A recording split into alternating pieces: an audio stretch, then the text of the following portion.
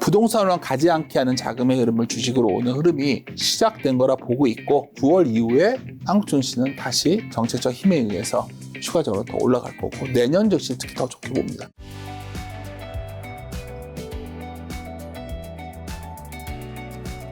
자, 오늘 주제 준비해 오신 게 코스피 5천 시대로 가는 길입니다. 오늘 다양한 주문지를 준비했지만 혹시 어떤 내용이 담겨있는지 가볍게만 핵심 뭔가요? 아주 솔직히 말씀해 어디 강연 제목이었는데 네. 여기 오늘 불러주셔가지고 이 파일을 여기로 보낸 거거든요. 근데 이제 여기 이곳에서 저한테 요구했던 거는 정말 긴 호흡에서 지금 어떻게 해야 되냐를 물어봤어요. 뭐 한두 분기가 아니라 결론적으로 드리고 싶은 요지는 큰 발자국을 내딛었다. 그래서 아마도 제가 가끔 이런 사석에서 이런 말씀 많이 드리거든요. 김 작가님은 더 잘 아시겠지만 2014년, 15년에 미친 척하고 당시에 정부가 빚내서 집 사라고 할 때 부동산 샀던 사람들은 2024년, 25년 현재 왔을 때 저희 세대들이겠죠.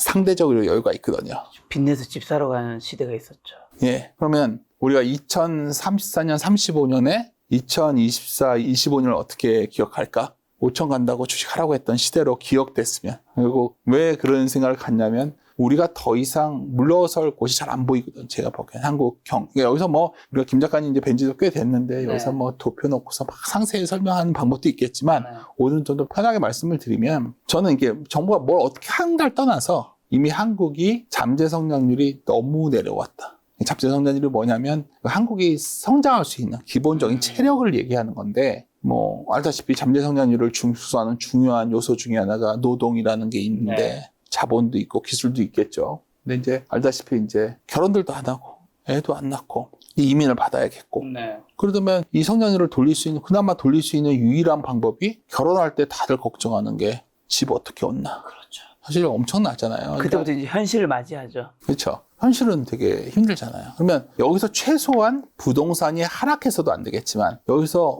우리가 경제를 살리기 위해서 돈을 풀었을 때 이 돈이 부동산으로만 가가지고 과거처럼 그냥 부동산에 폭등해버리면 정말 답이 없는 거죠. 이 상황에서는 어떻게 하든지 지금 물론 속도에 대한 불만도 있고 여러 가지 잡음도 있지만 결국은 부동산도 가지만 부동산으로만 가지 않게 하는 자금의 흐름을 주식으로 오는 흐름이 시작된 거라 보고 있고 그것이 최근에 나오는 여러 가지 징후가 있어요.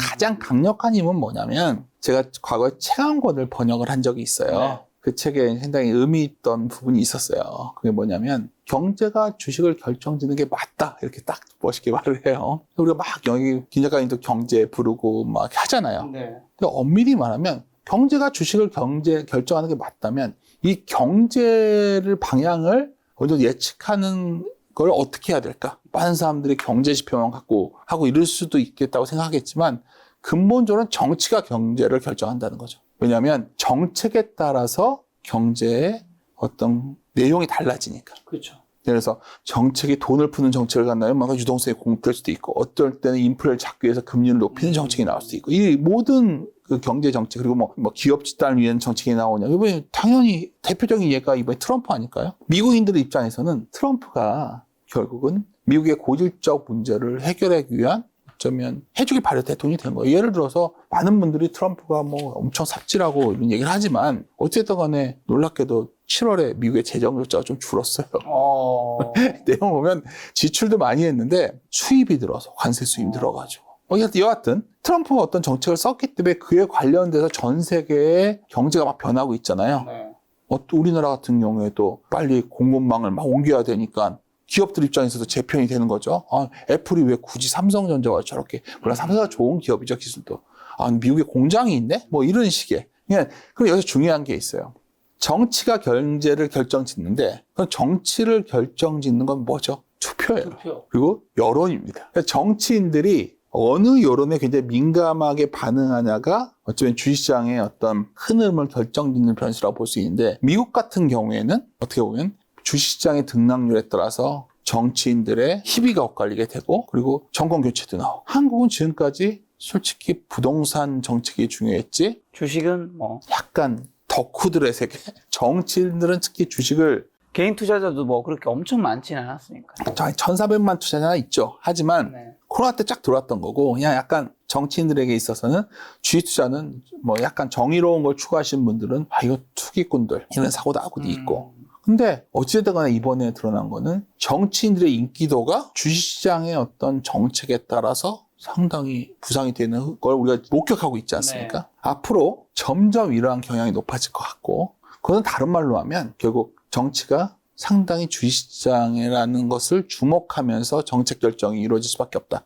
물론 당장은 시장 눈치 안 보는 것 같고 막 이러지만 과거와 많이 달라졌죠. 불만스러운 부분이 있지만 그래도 그런 식 구조로 바라본다면 한국 증시의 최근 특히 이러한 변화를 약간 눈치채고 일부 외국계 펀드들이 상당히 한국에 탐색적으로 여러 방문을 하고 있는 걸 알고 있는데 이러한 흐름들이 그 원인이 아닐까 싶어요. 그래서 저는 올해만 놓고 본다면 사실 장을 굉장히 좋게 봤지만 저는 7, 8, 9가 약간 그중에 변동성이 좀 나올 거로 봤는데 최근에 지수는 올라오지만 네. 종목별로 변동성이 상당히 커지는 것 같아요. 여하튼 하지만 9월 이후에 한국 증시는 다시 여러 가지 정책적 힘에 의해서 추가적으로 더 올라갈 거고 내년 증시를 특히 더 좋게 봅니다. 왜냐하면 내년에는 제가 보기에는 외국인들이 본격적으로 들어올 것이다 이렇게 판단하고 있기 때문에 그런 시각에서 제목은 당장은 좀 변동성 구간에서 우리가 고민이 되지만 좀 긴 호흡으로 본다면 상당히 주식에 대한 익스포저를 늘려가야 되는 그런 시기가 아닐까 이렇게 판단합니다. 여론이 정치를, 정치가 경제를, 경제가 주식을 결정짓기 때문에 내년에 증시 또 더 좋게 보시는데 근데 7, 8월, 9월에는 변동성이 좀 있다고 하셨는데 지금 그럼 현재 한국 증시 점검해 주시면서 현재 시장 체력은 좀 어떻게 평가하시나요? 아직은 그래도 코스피 3,200의 변동성에서 뭐 그렇게 막 크게 흔들리고 있진 않은 것 같아요. 지수는 코덱스 40분들은 좋은데 시장을 이끄는 주된 동력은 아까 거버넌스 개혁 내지 세법 개정의 두 개의 날개였죠. 이 두 날개 중에 첫 번째 날개인 상법 개정, 거버넌스 개편은 아마도 이후에 집중투표제가 의무화되는 게 법사위를 통과했고 이게 국회에서 아마 통과가 되면 상당히 큰 진전이 있는 겁니다. 우리가 두 가지 힘으로 날아온다고 봤을 때 결국 거버넌스 개혁은 집중투표제가 들어오면서 상당히 기대를 하고 있는데 반면에 좀 아쉬운 게 정부가 이제 돈을 풀어야 되기 때문에 재정에 대한 상당히 고민을 많이 하는 것 같아요. 그러다 보니까 세법 관련해서는 좀 속도가 더딘 상황입니다.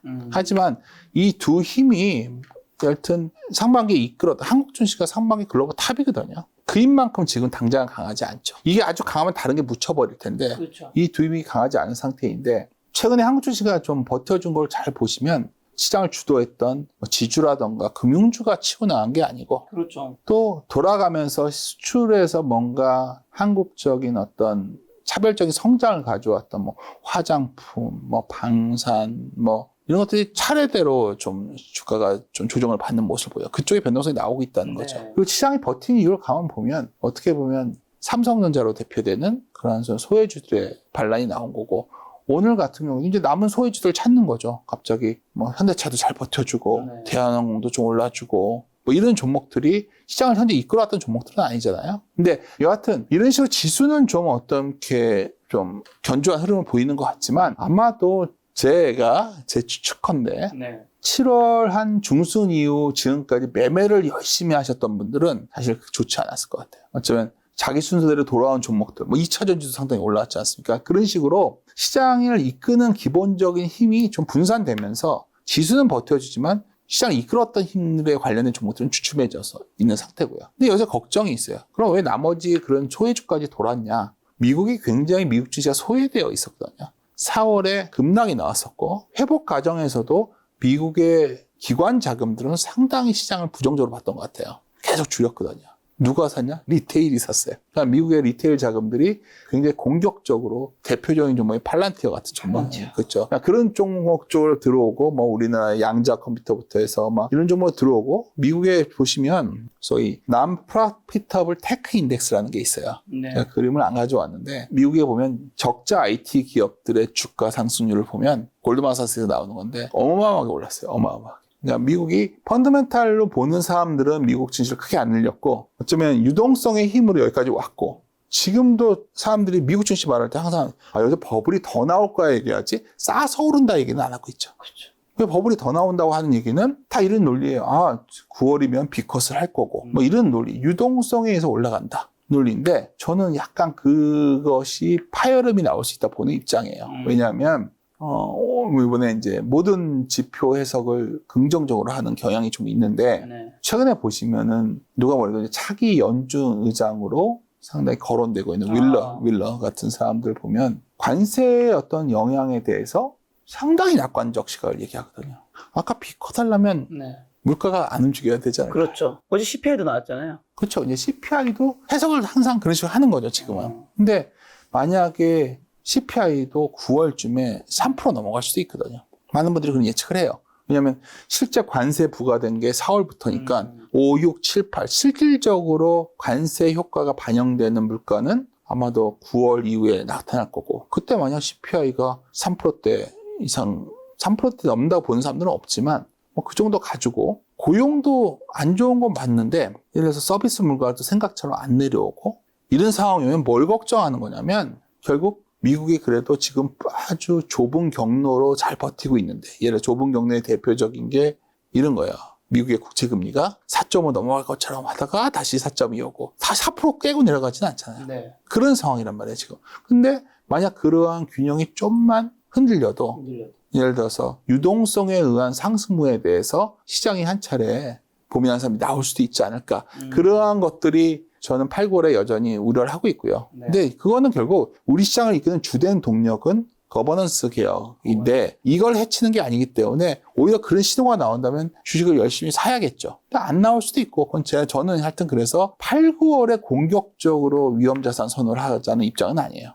하지만 9월에 어떤 그러한 매크로한 이벤트의 우려도 좀 벗어난다면 아마도 내년에 둘러싼 여러 가지 포트폴리오 재편, 특히 올해 연말 이후에는 글로벌 자본들이 상당히 한국을 놓고 할 확률이 높기 때문에 저는 그러한 시각에서 변동성 장세가 나오면 오히려 좀 시장에 좀 수통을 더 트이지 않을까. 답보 상태에 있는 여러 분위기를 좀 바꾸지 않을까. 그런 기대감도 갖고 있습니다. 자, 근데 그러면 수출 증가율은 마이너스인데 코스피 지수가 상승하는 탈종조화 현상의 근본적인 원인은 거버넌스 개혁과 세법 개혁 이런 것들이 동력이 있기 때문에 가능한 건가요? 네. 아니면 다른 원인도 또 있는 걸까요? 아니, 이거 그림을 하나 보여드릴게요. 네. 그림을 계속 보여드리지 않으려고 했는데, 한국 증시 보면 많은 분들이 이제 저도 애널리스트 하는 동안 전략 자료 쓰면 되게 쉬웠어요. 수출 증가율 올라갈 때, 네. 이렇게 올라갈 때, 증시 오르고 수출가 빠지면, 증시 빠지고. 수출가 오르면 바로. 이번에 수출가율이 내려오는데 주가가 이렇게 올랐어요. 그러면 다른 원인이 있었겠죠. 네. 그러니까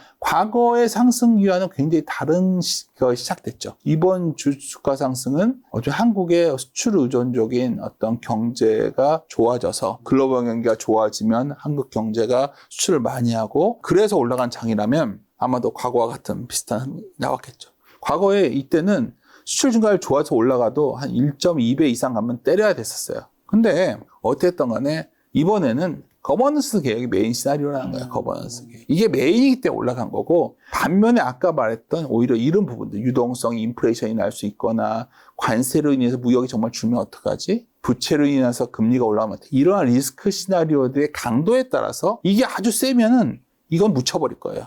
이게 약간 주춤하잖아요. 지금 약간 그 상태에서 이것이 걱정이 되죠. 단적인 얘기 이렇게 뭐 이렇게 그래프를 우리 상식적으로 생각을 해보면 지금 많은 전제가 어떻게 돼 있냐 미국의 물가에 대해서 관세를 부과해도 수출하는 국가들이 가격을 전가하지 않을 거라고 생각해요. 많이 전가해 한 30% 전가한다고 생각을 해요. 현대차도 가격 올리지 않을 거고 모든 물건을 안 올릴 걸 전제로 그러면 미국인들 입장에서는 미국에 대해 들어올 때 어떤 그러한 허가 받은 기업들은 스스로들 과거처럼 마진을 확보하지 않으면서 미국의 물건을 팔 거다. 그 시나리오로 지금 움직이고 있는 거예요. 근데 이게 생각대로 잘 안 됐을 때는 어떡하죠? 결국은 그러한 이유 아래 강조했던 무역이 감소하는 부분도 나올 수가 있고 제일 걱정하는 건 이 부분이야. 금리가 올라가면. 근데 상식적으로 생각을 해보면 현재 미국은 금리가 내려오길 너무너무 바라겠고요. 트럼프. 계속 압박하고 있잖아요. 파월을. 근데 왜 이렇게까지 트럼프가 저럴까? 잘 생각해 보시면 미국이 현재 재정 적자 때문에 그런 거예요. 미국은 재정 적자가 2조 달러거든요. 김 작가님 2조 달러면요. 달러에서 어마어마한 돈이 2조 달러. 그러면 여기서 2조 달러를 줄이고 싶은데 이자를 계속 내야 되기 때문에 일단 줄이기가 쉽지 않아요. 그래서 금리를 낮춰야 되는 부분도 있지만 사실은 그냥 절대 금액을 줄이는 것보다 미국의 트럼프 정부에서 베센트랑 얘기하는 거는 명목 GDP 대비 재정 적자의 비중을 낮추겠다는 거예요. 그러면 2조 달러를 크게 줄일 수 없다면 명목 GDP를 올리면 되잖아요. 그게 뭐겠어요? 명목 GDP를 올리는 방법은 트럼프의 아까 성향을 말씀드렸는데 트럼프 머릿속에는 명목 GDP를 올리는 방법이 그냥 미국의 어마어마하게 인프라 투자나 공장 짓기를 바라는 거예요. 그래서 그러니까. 미국의 반도체든 뭐든 다 지어라. 물론 고용 창출 이것도 있지만 기본적으로 그렇게 되면 예를 들어서 미국에서 굉장히 과감한 투자들이 이루어지고 그게 승수 효과로 명목 GDP를 올릴 거다 생각하는 거죠. 그렇기 때문에 이번 관세 협상에서 주된 목표가 어쩌면 관세보다 미국에 투자하기 위한 투자 펀드 조성에 있지 않았나 전 그런 생각까지 하거든요. 그러니까 예를 들어서 우리나라 산업을 예를 들면 만약에 내년에 장이 좋아진다. 그랬을 때 뭐 우리 흔히 말하는 조방원 중에 조선과 원자력, 전기 이런 부분, 유틸리티 이 부분은 어쩌면 내년에 상당히 또 달려갈 수가 있는 거예요.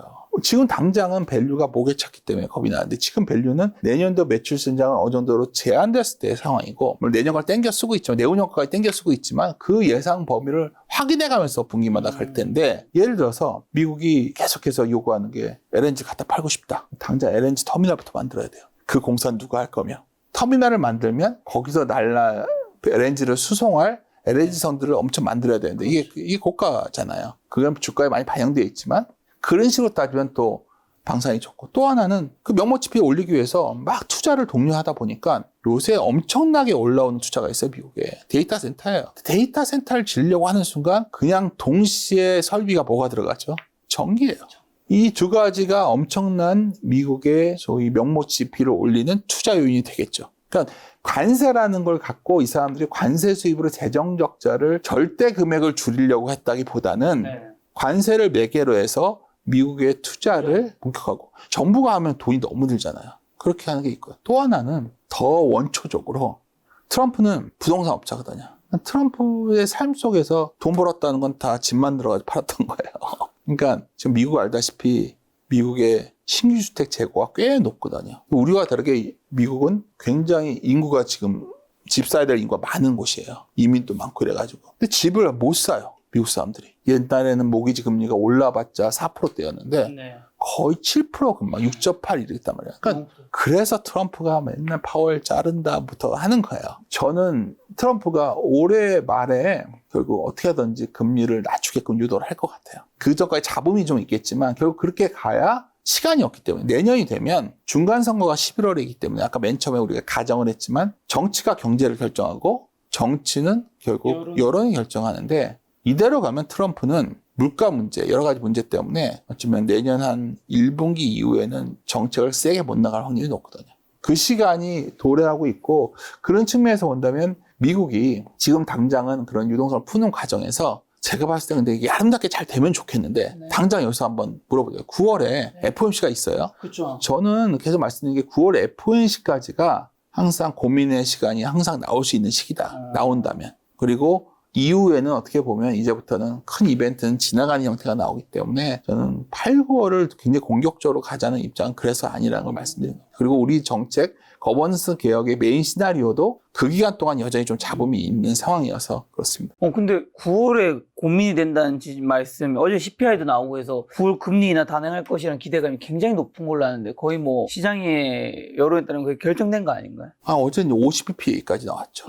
그래서 랠리가 나왔는데 제가 말씀드리지만은 물가가 더 올라갈 확률이 높다니까요, 지금. 그러니까 많은 분들이 경제지표 하나 따지기 시작하면 이렇게 해석할 수도 있고 저렇게 할 수도 있는데 그렇죠. 지금 상황은 리테일 자금이나 좀 미국 시장은 약간 굉장히 미국 시장이 오래 뒤처져 있었거든요. 작년엔 좋았지만 그러다 보니까 급하게들 좀 약간 주식시장을 하는 경향이 있는데 제가 보기에는 기본적으로 뭐 이런 말까지 나오는데요. 뭐 50bp나 베센 뭐 예를 들어서 50bp 인하하고 그다음에 뭐 여러 가지 연준이 더 돈을 푸는 정책이 나올 것이다 하는데 그게 반영돼서 미국이 이 정도라도 있는 거예요, 지금 제가 봤을 때는. 근데 그냥 마냥 그렇게 밀어붙이기에는 파월이 안 물러났잖아요. 만약에 물가가 그 정도 나오면 파월이 결정하는 거는 연준이지 트럼프가 아니에요. 그런 시각에서 저는 그러한 노이즈들에 대해서는 여전히 고민스럽다. 그러니까 거버넌스 개혁의 힘이 막강하다면 그게 묻혀버릴 텐데 거버넌스 개혁도 일단 좀 약간 주춤한 상황이어서 당장은 그런 그림을 좀 생각하고 있습니다.